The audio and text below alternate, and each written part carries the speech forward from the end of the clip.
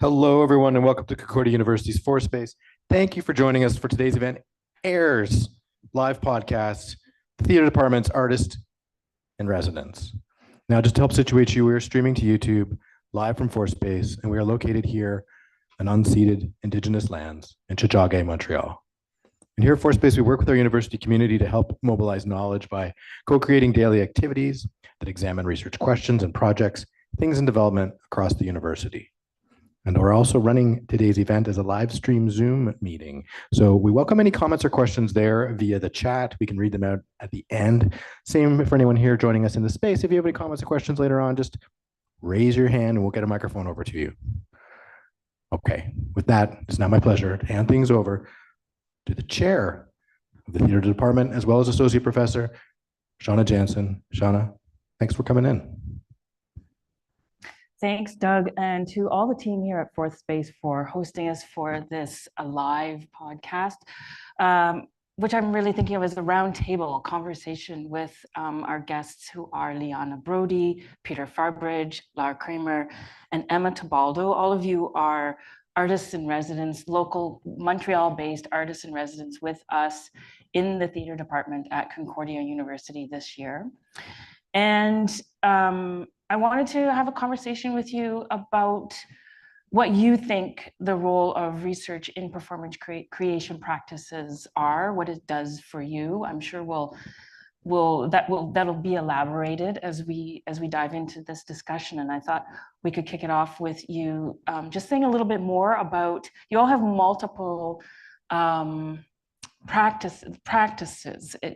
There's a fluidity between different kinds of things you do as artists.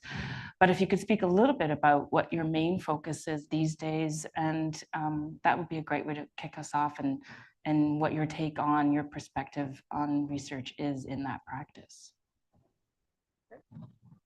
Thank you for being here.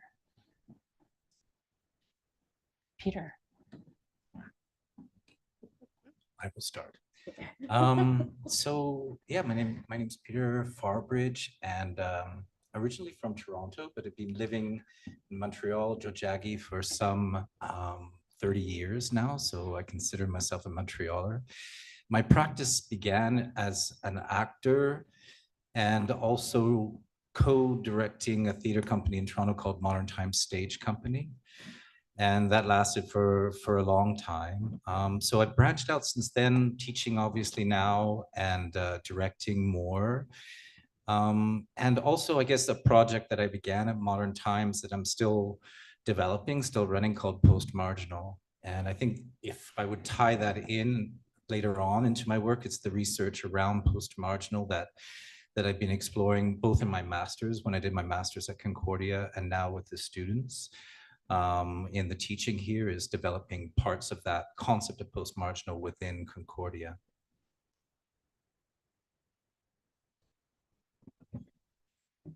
I'm Leanna Brodie.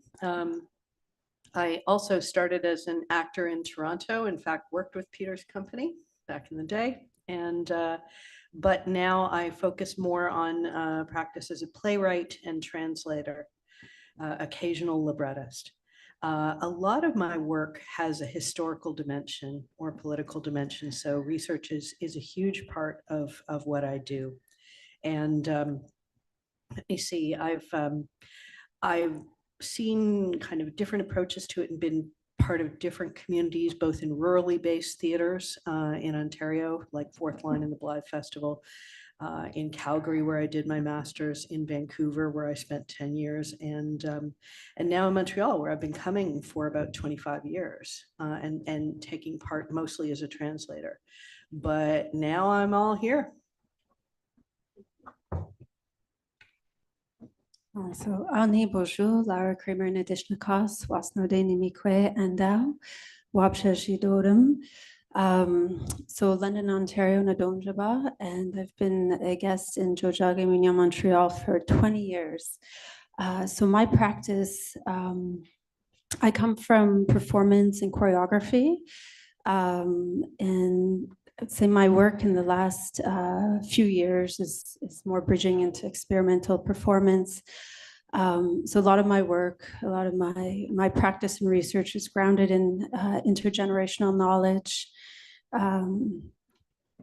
working with principles of interrelationality, reciprocity, embodiment as form of storytelling, working a lot with stillness and silence, the importance of that. So really reaching into also the nonverbal, hence going back again to the body, but also the interplay with a multitude of elements within landscapes, so both urban and natural, so reaching into sonic landscapes, different temporalities, objects, material, the notion of animacy in all things. And also, I would say the bridging into the dream world, the imagination, and how this also is, fostering that sense of also connection. I'll maybe stop there, but thank you. Right, thank you. Hello. Sorry. Hi, my name is Emma Tibaldo. I was born and raised here in Montreal. My parents are immigrants from Italy. So grew up in a neighborhood in Montreal called Saint Michel, a very Italian-centric neighborhood. 98% of the people I went to school with were Italian kids from immigrant families. So it's a whole kind of growing up in Montreal where you're actually in Montreal, but you're not in Montreal. And then I am a director. I'm trained as a director. I went to Concordia and then went to the National Theatre School of Canada in the directing program. And an offshoot of that became dramaturgy. Started running started working at Playwrights Workshop Montreal in 2003, and then became the artistic and executive director in 2007. Shauna egged me on to apply for that job, actually. And I was there for 14 years, so working with playwrights from across the country and looking at story. And I think I was attracted to story mostly because I grew up in sort of a community of silence, and story was my way of branching out of, a community that felt very, very closed. And I figured out I was a feminist when I was 12. And from then on, had to separate myself from community and find my own way. Anyway, all that to say, my research is in story. Dramaturgical process is from beginning to end a research process, delving into the mind of the playwright and working with them to discover what their world is. So research is a daily part of everything I do. Yeah, I guess that's it for me. Ta-da. I'm wearing a lav, right? Thank you all for those introductions, and what emerged right away, of course, is you talk about where you come from. Like you talk a little bit about maybe what your practice started as, what you're doing now, but where you come from. And so I'm just kind of curious, it's still, I think, research related, but where do stories come from, and where we grow up, how we grow up shapes the stories that we're interested in telling. And as you were talking just now, Emma, about, story became important to you in your life as a young person, as a way, one of many things ultimately, but as a way to maybe move beyond experiences of growing up in communities of silence. Mm-hmm. I wonder if you could just say a little bit more about all of you, about how context, where you grew up, how you grew up has shaped the stories in a broad way that you want to tell.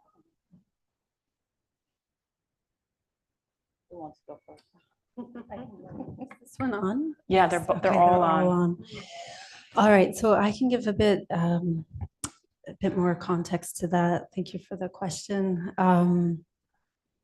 So yeah, I'm of mixed identity. I'm Anishinaabe Ojibwe from my mother's side, and my father grew up in a Mennonite community. So I would say very early on, I was very much introduced to the arts very young. My mother being a visual artist and my father a musician. So their studios were in home, so that there was really no separation from life and art and creation. But yeah, I wanted to bring up, because I mentioned earlier about, a lot of my work is grounded in embodiment practice, and bringing it back to storytelling is, I think so much of my path with storytelling is really coming from lived experience. And then, of course, I want to also extend and say that it's for me it's a means of centering my agency. And I think by that, what I mean is that I always go back to this because it is, I want to say, quite impactful and also shaped a lot of my upbringing. But my mother's a residential school survivor. And a lot of what was lost generationally and through multiple generations, there's an ongoing process of like, I want to say, restoration. I see storytelling as a form of resistance, of process of reclamation. But yeah, when I think back to like the early years and how these early years did inform my journey as an artist and even just as a human in connection to, my relations, to my daily interactions, there was a lot of nonverbal interactions. And, it is something that I did also grow up going to ballet school, which is, very Eurocentric form of training. That was something my mom really was advocating for her daughters to do. And I guess where I'm going with the story is that, I reached a point where that form didn't resonate, and it felt so outside of hosting any kind of agency for me as an artist. And I really did go back into drawing on a lot of these other, I want to say, approaches or sensibilities, nuanced language that arrives from that nonverbal space. It is something that I think is undervalued, in Western culture, as a rich form of communication, a rich form of expression. And I think that knowledge and that awareness of being in that space, I'm trying to put this all into a circle here. I think it allowed me to hone into a sense of agency within myself and understand the value of that, and that those connections are beyond even just the human connection, right? It's like we have these nonverbal dialogues with the earth, with nature, with the invisible. So I would say, that was maybe some gifts, I think, in a way I did receive in my childhood, and opening my ears up, wider to these spaces of dialogues, the multiplicity of dialogues that aren't necessarily reliant on the verbal. And I think that for me became really, really important. Also, as I resist framing or situating my work as decolonial work, although it has often been framed that way, mainly because I resist it's a bit of a buzzword that circulates in our communities, yet doesn't really change the colonial paradigm in which we're working. However, for me, it's I see centering the agency of storytelling, of the knowing, that innate knowing, that interior knowledge we carry, and even though there's this history of, our languages being attempted to be fully eradicated, that it's that knowledge still lives within.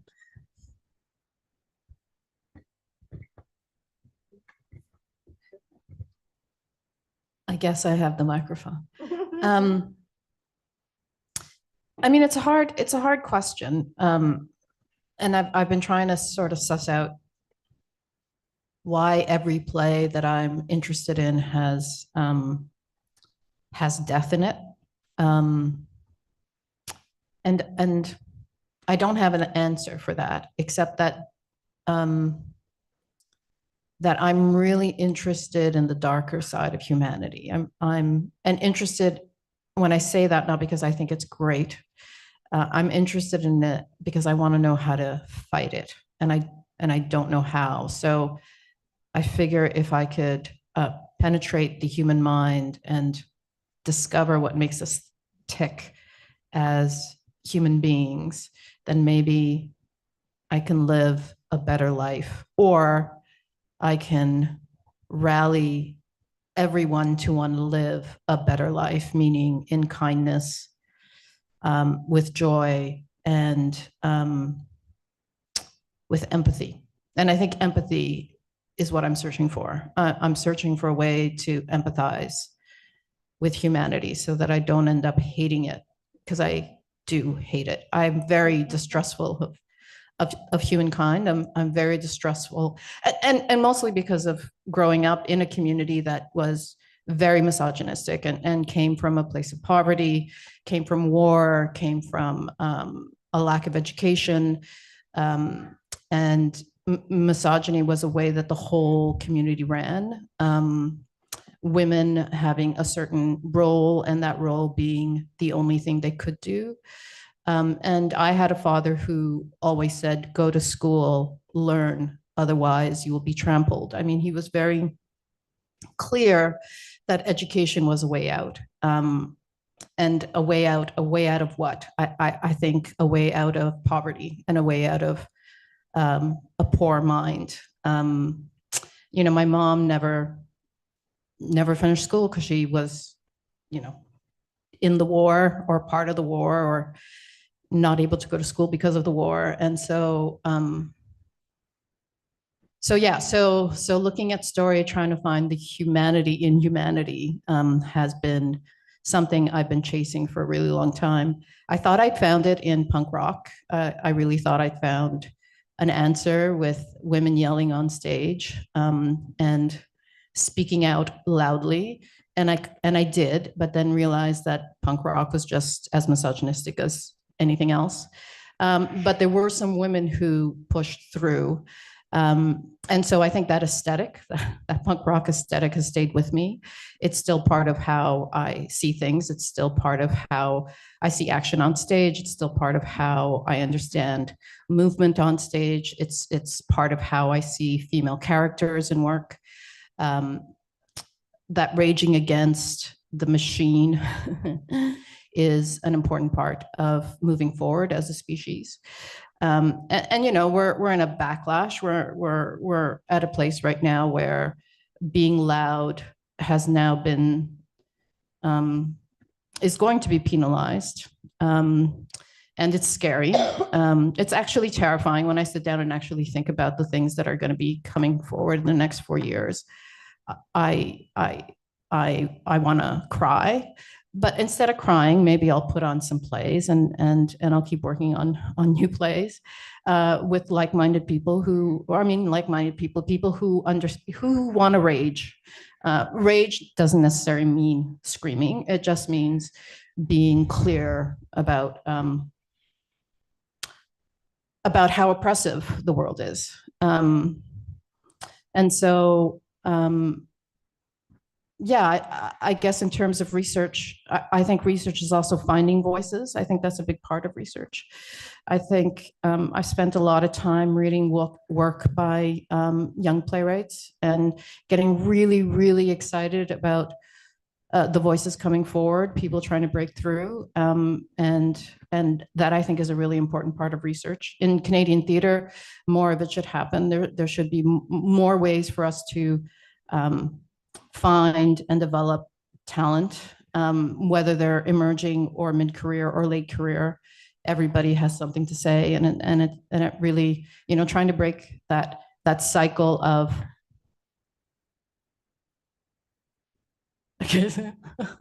that cycle of a certain kind of theater that gets produced over and over again in Canada, and trying to break that cycle, I think is part of the research that the whole country should sort of embark on. I don't know if I finished my thought. I think I went around in a circle, and now my circle is done. So I hand over the circle that way. Great. We're all sitting here being very polite and old school Canadian, like not wanting to run over each other. I think all of us could quite handily talk 2 hours in a monologue about our work because we're passionate about our work. We're trying to respect each other and not do that, which is great. I've had a couple of experiences lately that made me think about the body of work that I'm involved in, which normally I've just got my head down in it and I'm just doing it. But doing an MFA is about getting your head up and saying, okay, yes, but what is it that you're doing? And I also went to a great Canadian theater company in Ottawa where the great Sarah Kitts was producing one of my translations of the great Fanny Britt's Benevolence, Bienveillance. And we sat down and did a little interview, and she said, so I've noticed a theme running through all of your plays and translations, which is that they're about the outsider. Would you like to comment on that? And I immediately went, what? You've read all of my stuff? What is this? And she was right, of course. And I think that does absolutely come from childhood, of being the urban kid set down in a rural environment for various reasons, of being the Jewish kid set down in a environment where the public school had Christian kind of religious classes every week that I sat in the hallway during, and also of being an adoptee at a time when that set me outside prevailing narratives of belonging, which were based in blood. And of course, blood is not irrelevant. Particularly contemporary Indigenous politics are engaged with ideas of what is it to belong. And I can't dictate to anyone else what belonging is. But my position, deeply embedded in a family of love, with a father who was wrenched away by disease, thus proving that the world is a fundamentally absurd place, where justice is something that we grant to each other, not something that is given to us by the universe. All of that background really impacted my work and impacted my research because it made me an observer at an early age. And I wanted to know more about what I was observing, including my own family. And the process of that MFA, it ended up boomeranging from where I thought it was going to be. I wanted it to be yet another excavation of women's stories in history. The Foundling Hospital, the UK's first child welfare organization. I wanted to go over and get into those archives and do all that great kind of intellectual stuff. And then there were lockdowns. And I went, okay, so the libraries are closed. I can't get an answer from any of these museums or anything because they're hanging on by a thread. I have 6 blocks of Calgary which I do not know and where I don't know anybody. What can I do? And it forced me to go into my own story for the first time ever overtly. So the research that I did was about talking to my mums, my adoptive mom, my birth mother, and saying, okay, we need to talk about stuff we've never talked about before. Are you okay with that? And the are you okay with that is the piece that I wanted to add about what to me, the core of research is about permission. And permission is the core of what we do as writers anyway. We have to give ourselves permission to tell the story, to excavate personal material, to go into history, to go into other people's material. And research is part of the process of giving ourselves permission. Now, sometimes like a Truman Capote or a Nora Ephron, you just take it. You just go, everything is copy. It happened. And whereas I quoted to my students Anne Lamott, who said, write honestly about people. And she said, if people wanted you to write more warmly about them, they should have been better to you. Which is, you know, provocative. I don't know that I 100% agree, but I know what she's trying to say there. So the negotiation of permission is something that's been different for me with every project that I've undertaken. And research has been a part of unlocking that. Where does consent lie? Where does advocacy lie? Where does, like, Annabelle Soutar's Seeds is partly about the fact that she goes in without permission because her imperative to tell an important story is so great. Is she violating trust, or is she in a repertorial, ultimately honest and dignified enterprise? So those are the questions that I'm interested in now. It's around outsidership, it's around permission, and where are the stories where you shouldn't give yourself permission because they're not your story to tell.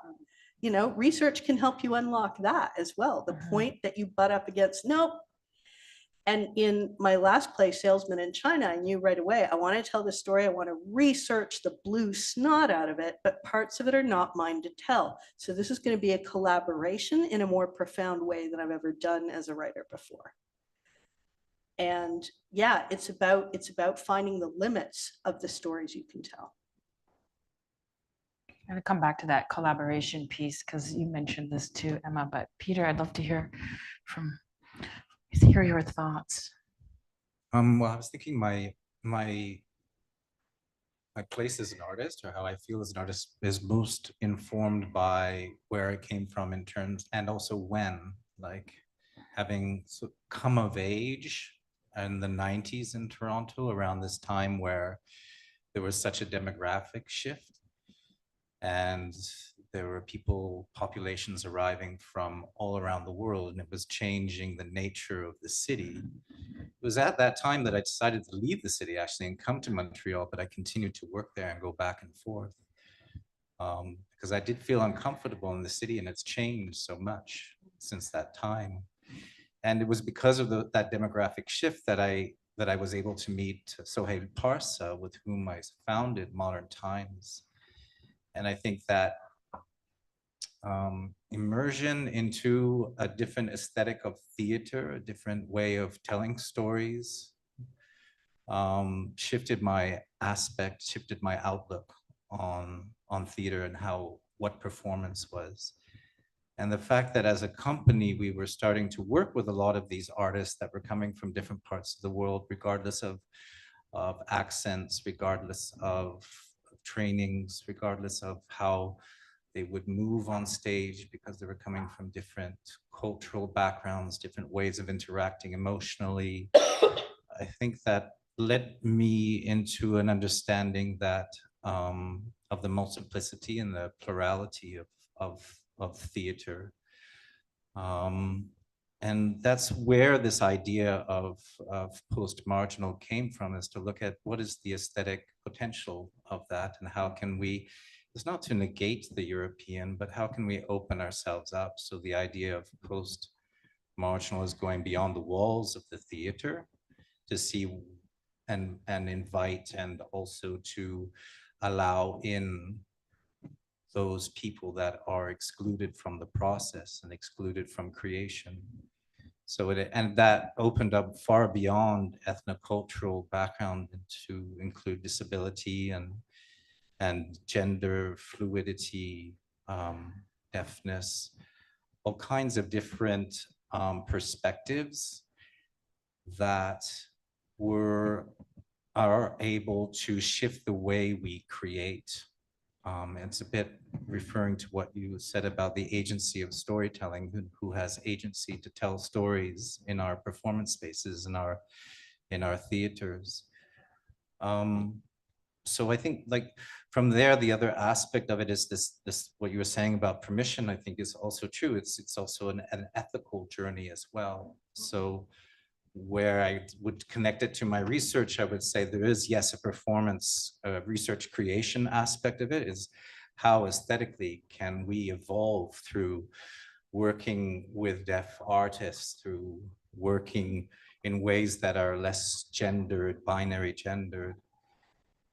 There's an aesthetic exploration, but there's also a really important ethical exploration that I think we need to take at the same time and allow ourselves to involve ourselves within the process in the same way as we can, as actors, warm up physically and vocally. I think we also have to warm up ethically within the space and take the time to approach our rehearsal processes as ongoing ethical processes. So this is where the research for me went more towards the ethical relationality of rehearsal processes. So looking at how we're interacting in a relational way, meaning in many different facets, and not just a verticality of them, but in a more of a tangled manner and more of like what we would call a rhizome, a single plant with many plants connected by a single root system that's very, very complex. So looking at that as a possibility for relationships in which we can maybe somehow challenge that paradigm of center margin, which continually places a kind of magnetic center at the center of it. So how can we start to work in ways that are more plural, in which the centers can change, and we can look at a dynamic system as well. So I would say that really springs from my youth in Toronto and what I saw, and the challenges to my own history, my personal history, where I come from, my culture, my background that was very homogenous. So it was a process of learning and unlearning at that time as well, which goes on now. But yeah, so I would add that into the mix.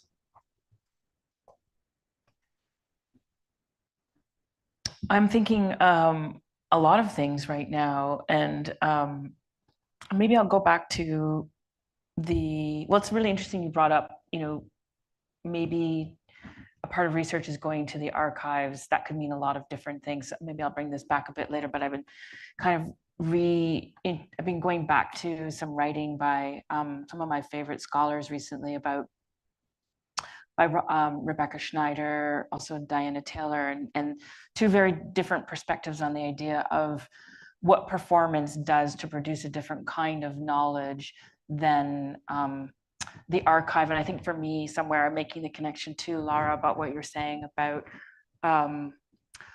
language and the body having its own. So like if it's the nonverbal, or like thinking about your practice in terms of being a choreographer, and what an embodied practice and what performance do differently in terms of holding truths.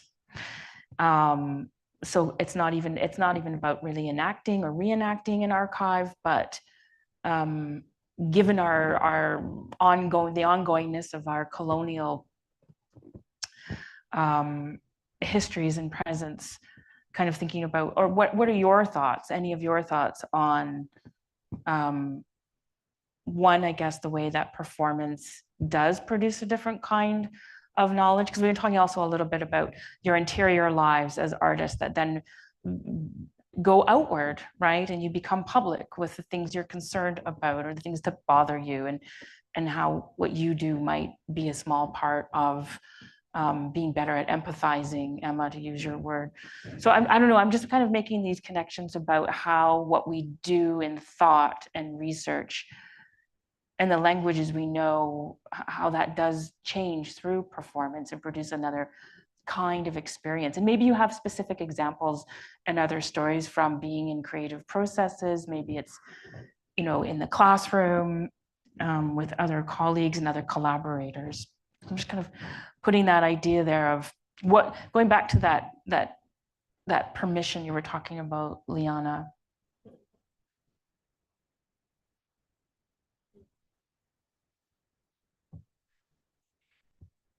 I don't really know if that was a question or much of a comment, but go for it. Yeah, I'll try to answer it in some way. I mean, working at Playwrights over 14 years, like meeting thousands of artists, every play, every process was dependent on the person who was bringing the story in. So everything was about centering it around the experience of of the playwright, and learning what that means in terms of decentralizing myself, you know, as an artist. How do I work and move forward an organization that I'm at the center of by not being the center of it?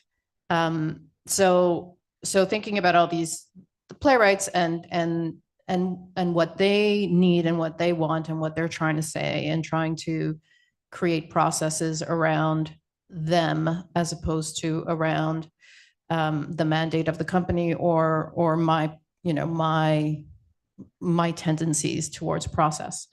An example I can give is Lois Brown, who's an artist in Newfoundland who lives with chronic pain because a car accident, wasn't an accident. I mean, she was hurt by a car in a way that has profoundly changed. And she was she is a dancer. She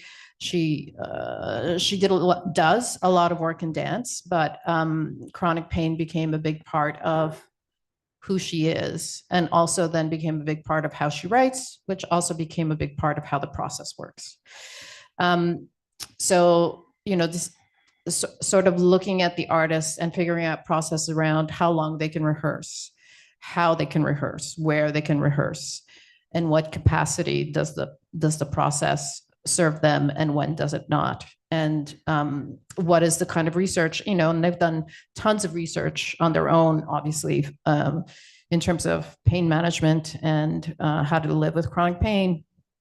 And it also sent the company Playwrights Workshop Montreal itself on a journey of, you know, collaborating with community and finding out about different neurodiverse artists and what is necessary for them in a process. So all these things, all these, you know, the examples of, because my work is dependent on collaborating with others, then my process becomes about serving their needs, their wants, and what makes their work the best work it can be. So, you know, it was, you know, I'll call it research. It's years of research in talking to people and discovering what people need and setting up processes that benefit them and their creativity. And I, you know, it's not a master. I mean, I don't have a master's degree, so I haven't theoretically dove. Doven? Really? Do you think that's the word? Doven? No.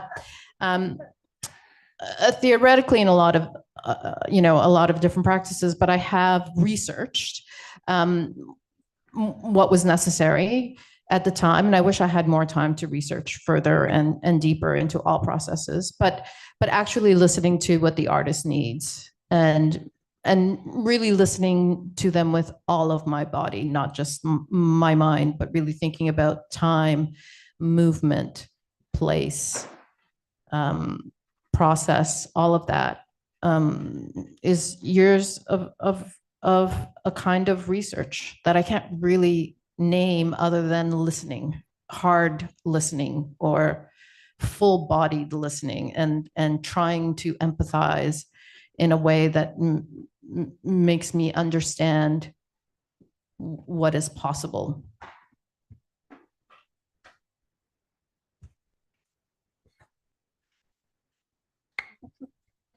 Thank you.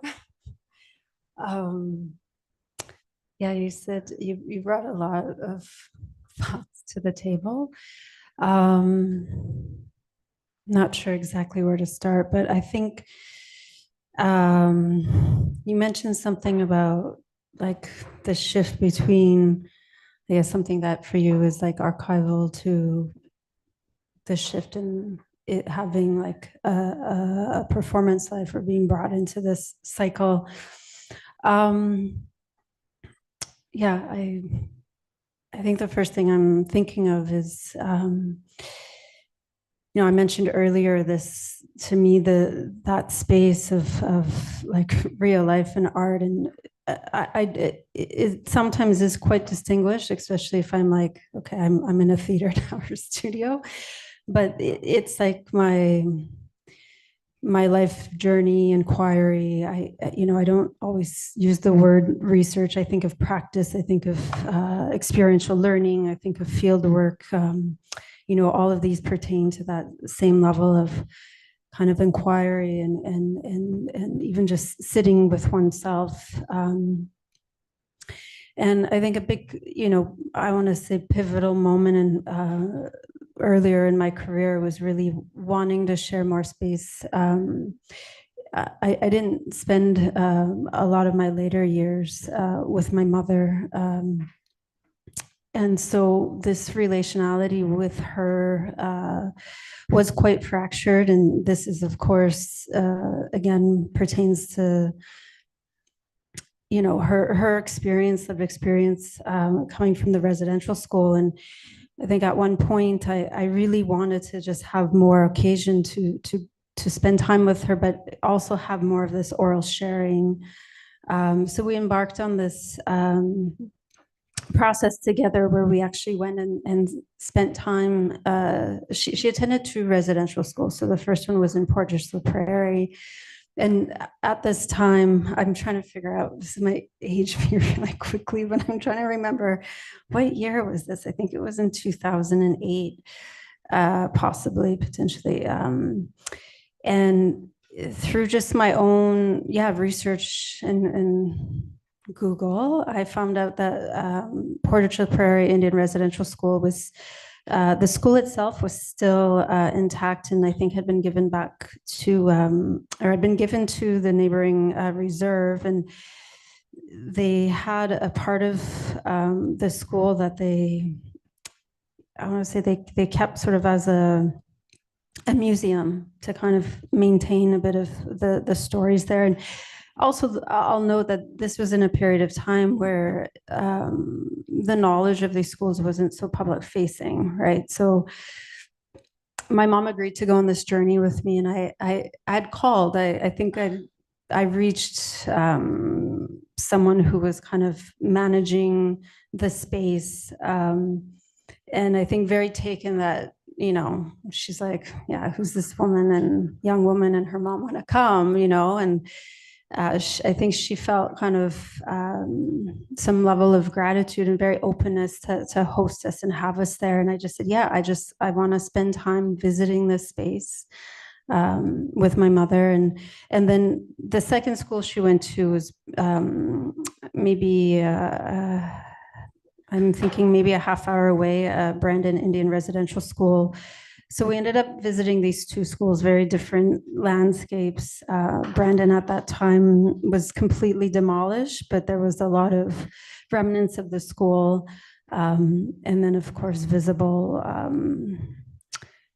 I want to say, it's quite visible that people had been returning to that space and holding ceremony and practice that way. So for me, this wasn't necessarily an experience that I ever thought would transmit into my work per se, but really came out of this. You asked a question of like this difference of something maybe living in the archive or living in a certain time and place, and then what happens when we gradually arrive somewhere in our practices of performance. And for sure, this experience, this real time spent with my mother visiting, and of course it was quite large emotions. There's lots of resonance to this experience, and I think the urgency at the time for me was, I knew quite young, maybe at the age of 4, that my mom had attended the school she shared, but there was a level of kind of being in the dark with the stories, in the way of, you have to also understand in that period of time growing up in the 80s, and there was still this full erasure that experience had ever happened. So can I swear? Yeah, for sure. There's a mind fuck that it does to you as a child, right? Because also, I'm in a very, high populated Indigenous urban community where there's a known of, these experiences have happened to our parents or grandparents, but this other world of almost the flat out denials. So there's something quite violent in a way of navigating that and then being in the dark with that. And I think that was really the urgency of, you know, I need to, you know, hear her stories, but also there's a level of responsibility of, for me, I think so much of the generational work I've done with my mother and children, because it extends to my children and future generations, is carrying the stories and knowing that there's an embodiment to it. And I do feel fortunate through my practice as a performer that, you know, I think of how these experiences, I think there's been times where without my, maybe even, I want to say like vision, I've allowed a level of transformation to occur, you know, and so it's like maybe taking something that, you know, I could maybe felt received as a level of, you know, very clear harm caused on my mother's body, and that knowledge that's and shared, like, you know, the sharing of it, how there's still this ability to feel how those stories can continue to not only inform, but I see it as like transformative possibility. And that, I mean, I could go off on this a little bit more, but I think a lot of what I'm doing in my current practice is, you know, I'm never cut off from that, but I do know that there's this this space of, yeah, there's so much potentiality with storytelling, and this notion of transformation and what that can maybe, yeah, open. I don't want to know if the word widening makes sense, but like, it's like thinking of carving like a healthier path forward, right, for future generations. Like that feels so much part of the responsibility. And then you brought up something of like the permission and the how and the inquiry of that. And I think that for me, there's always this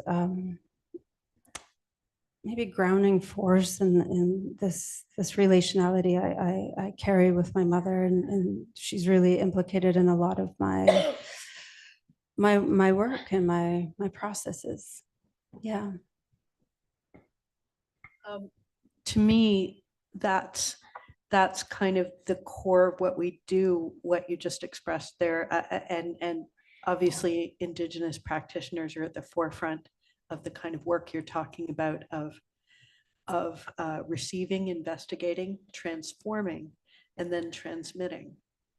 That storytelling, that first of all, that storytelling, that practice is research, right? That's not an original thought for me, but it's practice is research. So there's the research, yes, there's the archives, yes, there's the hours of interviews.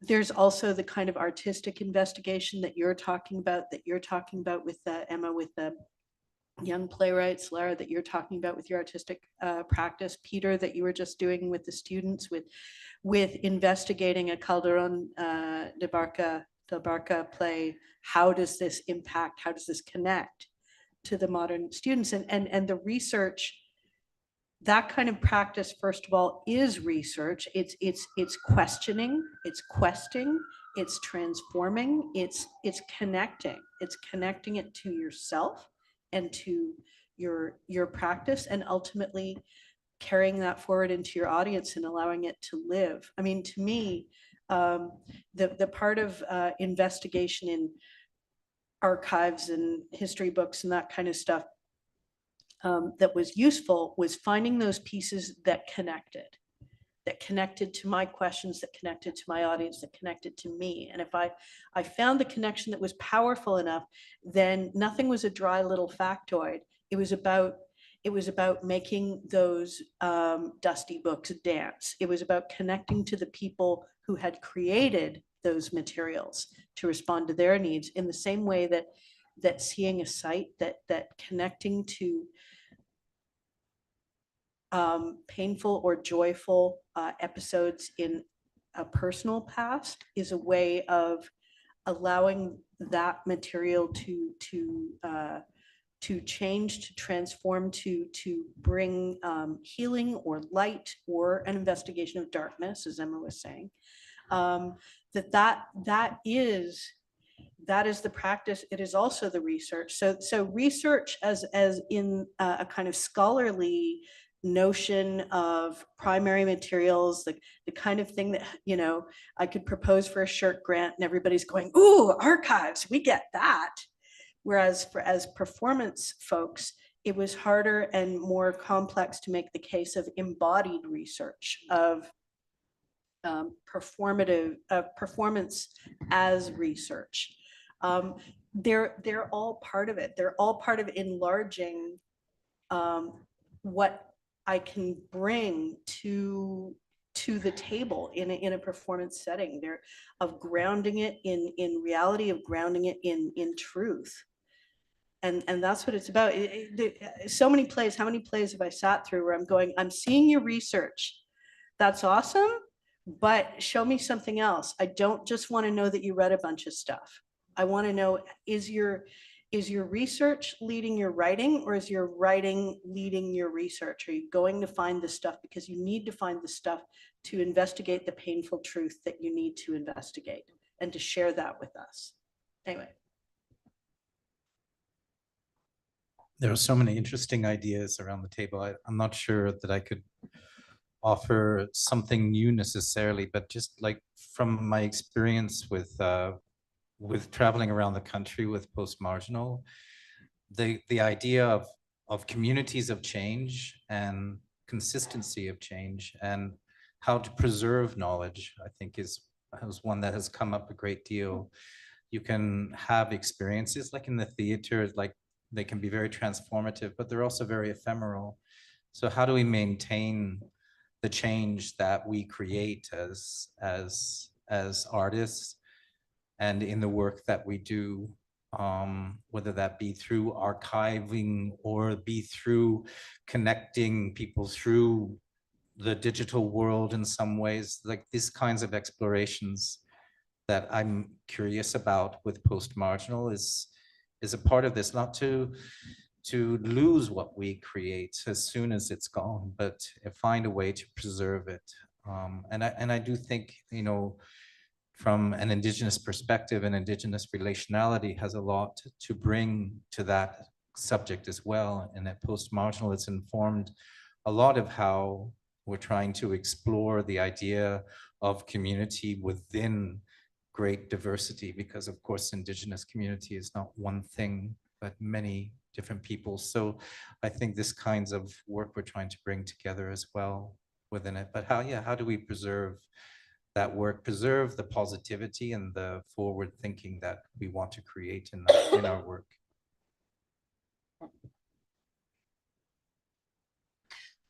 I'm thinking, thank you all. There's lots of things to think about at this table, and I'm actually want to talk a little bit more about I think collaboration. It's come up, you know, and what does that mean in the work you're doing and how that shapes, informs, and transforms the projects that you have under investigation.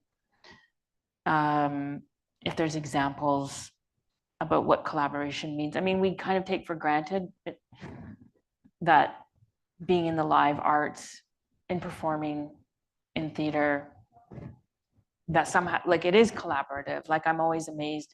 I came into academia really late in my life, and then once in a while people say, oh, you know, you're such a good collaborator. And I'd be like, well, I would take that for granted because of how I grew up making theater and being around theater people in that community, because we don't really do anything by ourselves.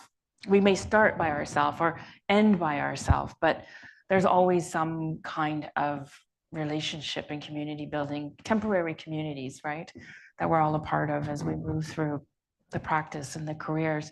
So I guess I'm just kind of thinking a little bit about kind of going back to what you were saying, Emma, to about the research is about, from your perspective, particularly when you were the artistic director of Playwrights Workshop Montreal, at the center of something, decentering yourself, feeling your role was to do the research to find collaborators and new voices, finding different voices, finding a diversity of voices to make space for. So I'm just kind of thinking about that idea of research, like literally research, re-listening, re-seeing, looking again.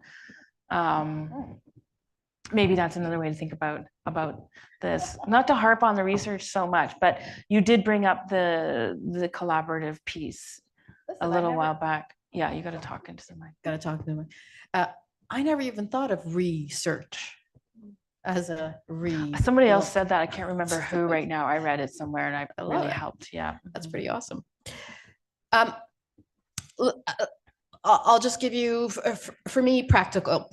I'll just be practical in terms of, like, I'll talk about two processes. So working on acclaim with Emily Monet and working with Elena Bellier on I Don't Even Miss You. So two artists at the center, right? Like the stories are about them. It's their journey, it's their story, it's their vision. How to collaborate, being a director in those pieces, how to collaborate on that work with and try and making sure that I do not become, and it's hard, I do not become the center of the work, where it is about the artist, their story, and the way they want to tell it. So this idea of collaborating as a director, becoming either a co-director with the playwright, if that's what they want, if that's where they feel comfortable, or being a director, but having the vision of the artist as the center. So, having them actually be the biggest part of any design conversation, having them be in the room in terms of who the movement person is going to be in the piece, so that they are working with someone they are comfortable with in terms of movement, who can speak to how their body wants to move in space, and collaborating in a way. And again, I will say, depending on who you are, it's not easy, and it's not easy in the sense that your own vision becomes not the prime vision. And if you're good with that in some projects, I think that's an incredible kind of collaboration where the vision of the central artist actually becomes what infuses everything, every decision made in the room. And you find a way of working where you can make it or feel like you're making it the best it can be in a way that's really artistically satisfying. It's not erasing your voice, but it's melding your voice into their vision, which and again, I say that knowing that that's not the true picture. That's not completely true either. Like, your vision as a director is, again, in some way, why they chose you to direct their piece. So obviously they're interested in how you work as well. And so it's not erasing yourself, but melding. And that kind of research, because it is research, it's going home every night and thinking about, are you erasing yourself? Are you bringing your full self?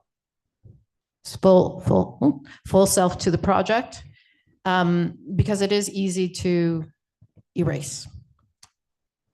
I mean, erasing yourself is something, it comes naturally to me because I had to do it. I grew up erasing. So how not to erase, but how to meld, and how to every night go back and think about what's happened in the room and really looking at why it happened and how it happened. And then going in the next day and building on the beautiful things that exist. So that's collaboration. Collaboration for me is a whole actual research project in its own, figuring out how to do that in a way where you can keep your own vision and sanity and meld it into someone else's, and then create something that is different, that you didn't expect would happen, and then it does, and then it's magic. Yeah.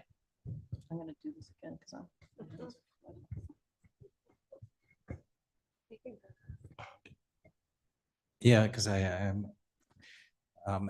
What you're saying, Emma, makes me think of the idea of a dynamic agency as well, that not at every point of the time, sometimes the hierarchies of how we work create the sense that we have to be responsible, and I feel that, yes, sometimes we do, and in a production, in a rehearsal, a timeline, at the end, things get tight. At the end, many things come together. And so the idea of a more singular vision can become more helpful, actually, to everybody and to make people feel secure.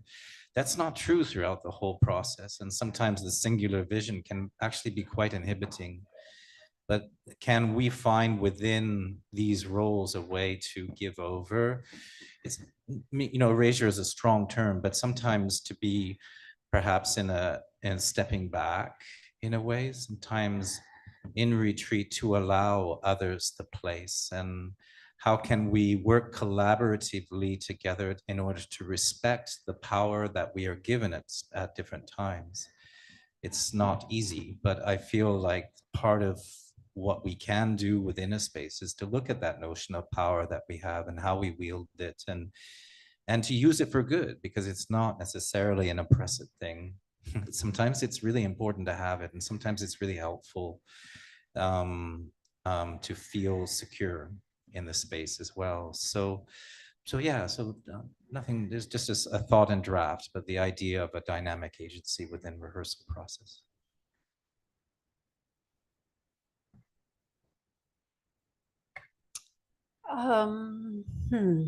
I guess for me, when I think of collaboration, is maybe it echoes a little bit what you just said, but for me, it's a lot of the process of like trust and letting go, and the trust of allowing the intersecting dialogues to take shape and take on new shape, and to evolve. And maybe I can speak to a recent project where I was inviting an artist in to create a solo work on them. And I think a big part of it was this notion of transmitting my practice. But of course, in doing so, there's a level of regard and trust in them hosting the work for themselves in a way that they feel that they have agency. So, I mean, I don't know if this is just like a very maybe small example of that getting maybe inside. I've also collaborated with my mother as well, where, not necessarily solely in performance, but in creative practice and bordering more in visual art or installation. And and I think there's always this space of I don't know if it's even so much, I feel like that there's a letting go. I think it's really these dialogues of knowing that there's because I think even if I think to my solo work, I always feel like I am in collaboration, right? It's like I'm in collaboration with I work with a lot of materials, a lot of objects, and for me, they have voice, they have animacy. There's a dialogue, there's a collaboration that is always unfolding and being discovered. And I think that this is still very much the approach of and the regard I have for so many layers of my work. So including people and including the students I'm teaching, is the knowing that they have their full agency for their self-expression. It's like maybe I'm planting little seeds or offering like a blueprint, but for me, it's really this reciprocal offering that goes both ways, collaboration.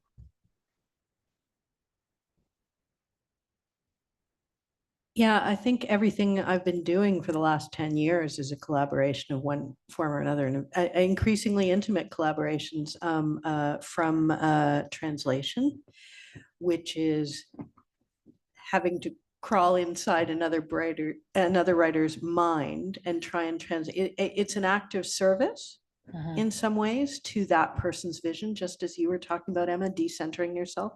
But you do also have to bring all of your writerly muscles to the table in service of transmitting that voice in your own language. And I recognize that my translation of Rebecca Deraspe or David Paquet is not going to be like Bobby Theodore's would be, or like Mishka Levine's would be, or or Linda Gaborio. So our own voice is implicit in that work. There is a profound kind of artistic collaboration, and my most recent play has lines about translation that come from my own experience, like when Yingro Chung's wife says to him, "They're all speaking your words. You belong in that news press media room as much as Arthur Miller does." And he says, no, they're speaking his words. And she says, no, his thoughts, your words, because Ying has just translated Death of a Salesman into Mandarin. And it's the point that 99% of us who think we know Chekhov have never read a word that Chekhov actually wrote. We've read Chekhov in translation, and when you read him in translation by different people, he's a very different animal. So there's that form of collaboration. That play, Death of a Salesman, kind of based. I feel like I'm collaborating with my husband, my life partner, Jovanni Sy. I'm also collaborating with Arthur Miller because we were inspired by his memoirs and also the memoirs of Yingro Chung, co-written by Claire Conceição. So right at the heart of that, then you add in all of the actors, all of the designers, all of the crew who decide on how fast that scenery is coming out. I mean, it's all collaboration all the time. And that means that my part of it needs to be really clear as well as really flexible. So early in my career, I'd have a tendency as a writer, coming from acting, I'd say, oh, whatever you want. Oh, you think she'd be good in that role? Yeah, absolutely. And I thought that was collaborate. That's not collaboration. That's abdication. When I kind of go, no, you can't cast her as this kind of wounded soul because she doesn't believe in being wounded. She's unable to access that part of her actorly equipment. And if I'd taken responsibility for what I knew about my own piece, then I would have been serving everybody, not just myself. And that's, to me, the heart of collaborations. The great thing about collaborating with your husband after 30 years together is you kind of go, no, fuck you. You're so wrong. That is just so. It's just like, you take responsibility for what you know, and you trust that collaboration, that that you're on the same side. You're on the side of creating truth, of creating beauty.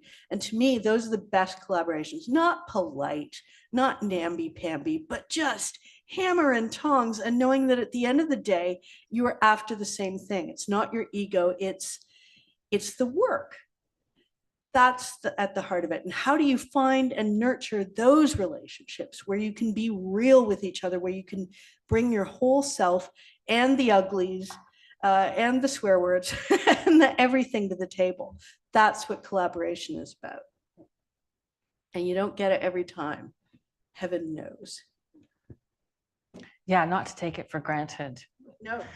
No, never. I'm wondering about opening up to questions in our audience.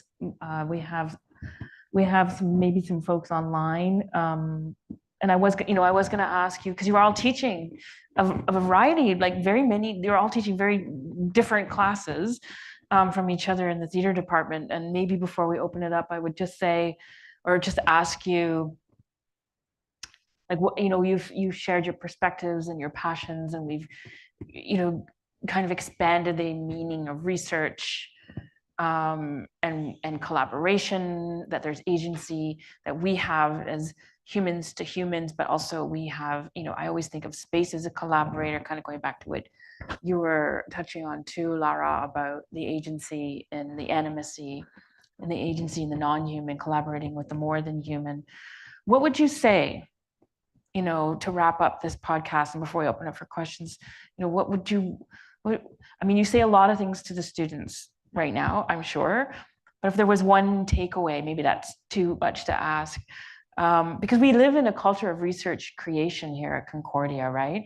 I won't get into the long history of what that means, but as different ways of expressing that in the UK, it's, there's performance, there's what is the practice as research, artistic research. We're in a research creation culture, and I love getting my students to think about the role of research and collaboration in their explorations and in their creative processes. So I don't know if there's one thing you would want to say as a takeaway for them, but you say a lot to them already, I'm sure. I have one. Yeah. Find your question. Yeah. When you're starting a process, you might not know what your question is yet. And the grants and all of that, they want to make you come out with the question, and you might not know, and that's okay. And what you're ending up with, it's not a bunch of facts. It's not a bunch of stories. Those are all great. But what you're looking for, it might be an answer to your question, or it might be, no, I now know what the question is. And maybe this piece is as close as I get to the answer.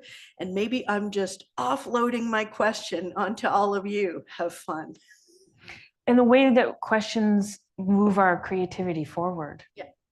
There may never be an answer. Perhaps I should introduce our new guest. We have a new guest, yes. Cleo, my daughter, who has joined us as a late entry character into our play. I would introduce doubt, the idea of doubt, actually. I think doubt is a gift in the work. It leads us to questions, leads us to more questions about what we're doing and why.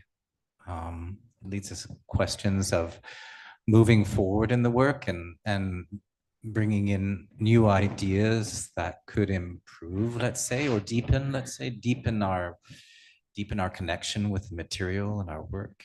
And also just doubt in general, and we have positions, we have strong opinions, we have strong politics, and at the same time to allow ourselves enough doubt to listen to others with whom we disagree.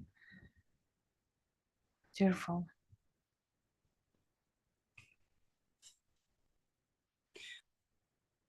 Thank you for that. Because I was gonna say, I think a common kind of continual messaging that I think I'm trying to offer is actually the trusting the instinct, and that tool that we have, the interior knowledge that we carry. And by all means, like when we trust the instinct and we go for it and we fail, that is actually, I think that maybe links a little what you're saying with doubt, but for me, I think that is such a good learning tool. But to hone into those instinctual choices, and I think that's really in the realm of, in the actual practice, and so that we're in this space of quite much like, a child, like that their curiosity and discovery is just so in that instinctual play and learning and Stay curious. Yes.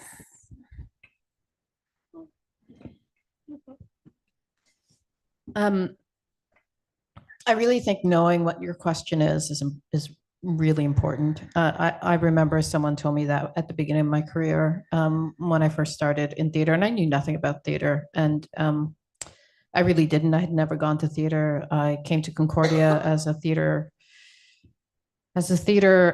student, not having a theater practice at all, not knowing anything, but knowing that I desperately needed to get in or I would die. I actually felt like I would die if I didn't get into theater. And I was in my 30s, and I had done many other things. And it was always the thing that I regretted not doing. And I'm not even sure why. I think I read The Ecstasy of Rita Jo when I was 10. I think my sister had it in her bookcase, and she was older than I. And it was the first encounter I had with a different view of what the Indigenous experience was in Canada as a young person.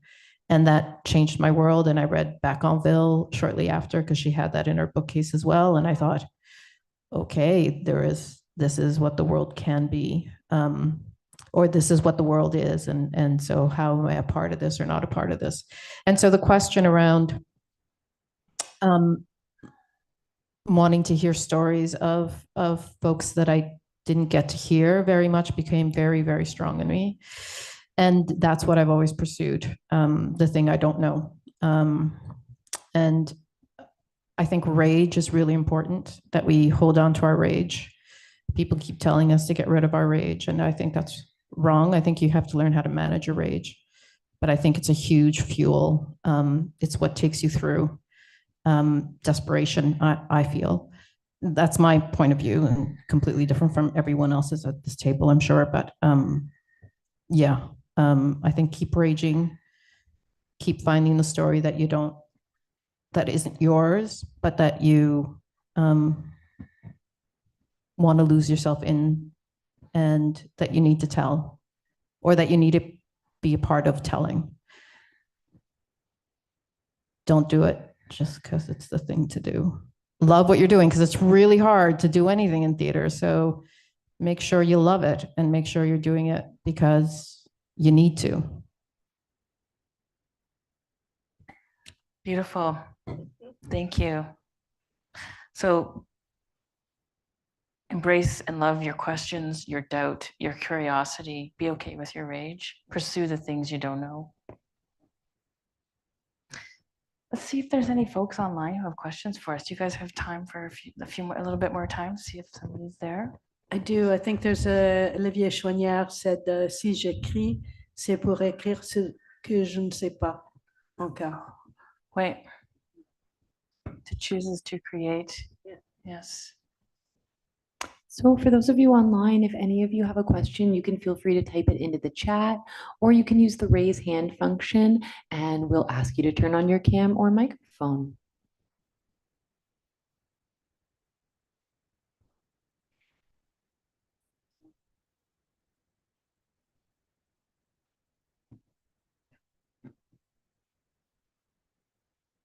Yes.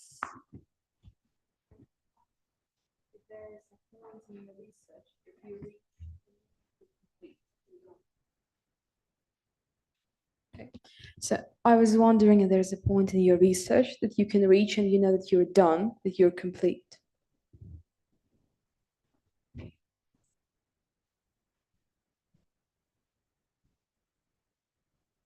Great question.